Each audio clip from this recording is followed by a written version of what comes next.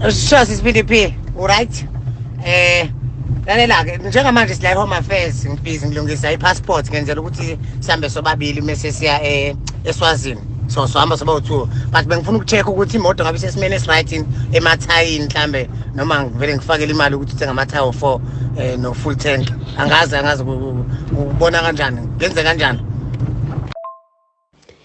Mjaphiro, umuntu wamadoda. Ngiyaphila.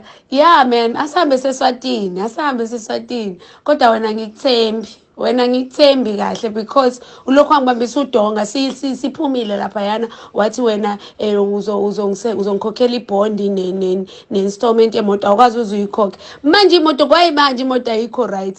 Manje ke angazi eSwatini sofika kanjani ngoba nje angisakuthembi Umjaphane.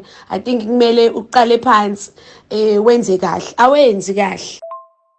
Ngiyawabona amaphewa amaphuthami sengiwabone wonke njengobuwa loba phansi nje ngiyawabona ngizozama ukulungisa ke into eyabe inkinga kakhulu ngangithe ngizokhokhela imoto ngathatha i-account number wrong ayisendela komunye umuntu imali engango-13,000 but ke kulokhu ngizokwenza amanga ngizokwenza i-service yonke amathayi ngifaka amafutha yonke nje i-service then ngifaka u-full tank amathayi amasha u4 bese ngikunikeza mhlambe noma 6,000 nje ozowudla endleleni kuma-ultrasound ngiyathembisa. Hayi ngiyezwa Umjaphane noma nga-understand nje ukuthi wathula-ke imali yadideka-ke yaya kumuntu ongamazi ku-account ongayazi 13,000 wonke. Wangangibuza mina ukuthi ingenile yini kulungileke kodwa ake ngithembe ukuthi-ke this time uzofaka ngempela imoto ngiyenze njani ngifuna ukuzwa kuwe ngiyilethe kwena uyihambise noma uzoza ngapha ofike uyenze uyithathe la noma ngiyiletha kwena ukuphi-ke ongakusho ukuze uzenzele ubonze imalini bese-ke ubuya-ke usufaka installment. Alright mama yazi asenze kanjani kungcono mina ngizoza ngalapho kuwena ngizoyilungiselela ngalapho ngizoyenza yonke into nje ngalapho into eyenza ukuthi ngayicomplaineli indaba yemali ngoba vele ngabona ngeke ngilimali indaba yemali encane nje 13 kulungile kodwa ngizoza ngalapho kuwena siyilungisele ngalapho ngoba ngagcina ucomplaina uma ungena lapha ekhaya ukuthi wakhala ngokuthi umgaqo awumuhle kahle emathayini kuleyo moto so ngizoza ngalapho I swear.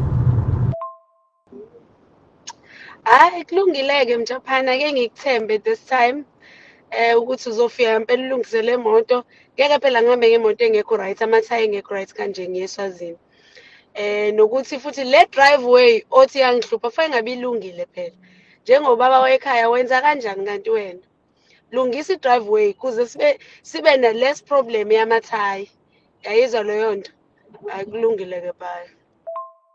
Sawubona we-Auntie P. Yazi noma lo Umjaphane kade wayengithembisa imali yama-swimming classes namanje akakanginiki. Akakuniki nawe?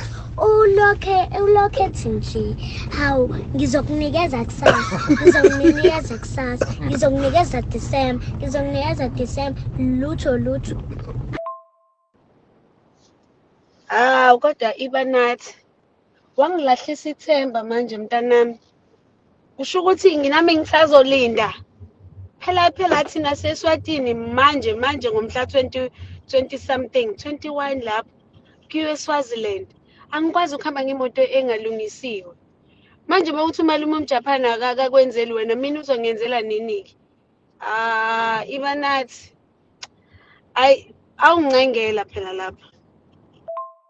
Lalela uphinde imali iba nathi kudala ngayifaka imali yadliwa ubaba wakho iqolo yazi ukuthi wena ubhekene nami ngqo ayikho into ama-delays akukho la kumele idlule khona ngizoyisenda kuwena nje straight imali futhi asikho ukuthi ngiyisende ngizokunika nje direct imali khululeka mama khululeka yeka ngithembi le mali yakho.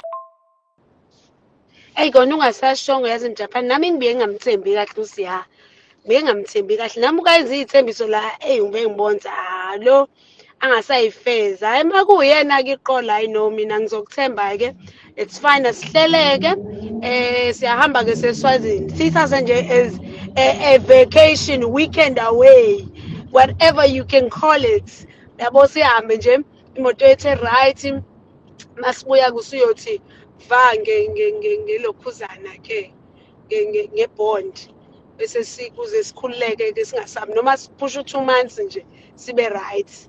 And then ke mina ngizoba happy nje. Uzobona nawe.